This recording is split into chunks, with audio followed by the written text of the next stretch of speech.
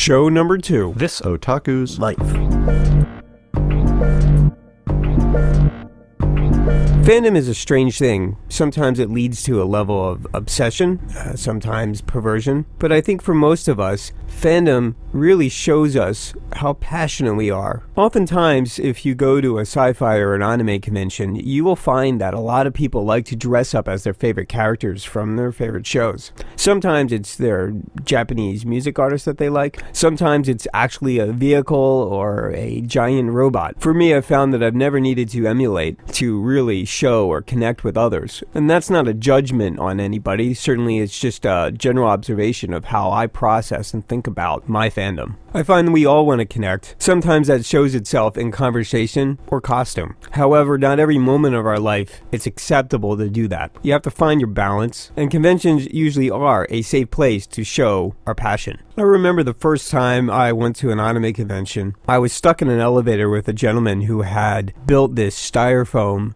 wig, and it was spiky, and it was the proper yellow color, and it showed off a character from Dragon Ball Z. Now, the individual did a great job on his costume. This was not an anime I was familiar with, but I could certainly see the detail and the work that went into it. Unfortunately, the person was very overconfident and honestly was a bit of a jerk. A lot of people harbor skill and interest in things, but they don't often show it on the surface. So the second convention I went to, they had a anime music video contest. We sat in a very large, dark room for hours, and we watched a tremendous amount of bad, dramatic, sappy music videos. Certainly there were a few of them that really kind of started to inspire me. The idea that I could do this as well as something that I could do it in my own way and show how I would express my interest in fandom through a developing skill and potential talent. When I began, it was really difficult to kind of find a way to focus on my emotion on the subject as well as my logical ideas,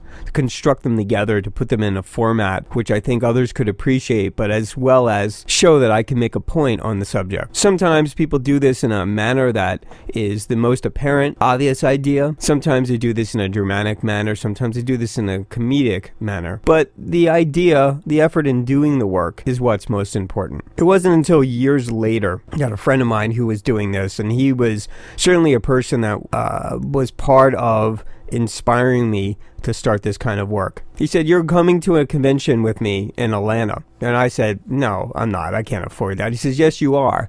And what it turned out is that he was bugging me all the way up until Thursday. And so I said, "Okay, fine." And I hopped on a plane and I showed up Friday night, late night, and I enjoyed myself. And I met a handful of other people that he knew from all over that were creating music videos as well. I got back and I started to invest some money in some hardware, and eventually I built my little editing system. And from there, that was it. I knew what my fandom was.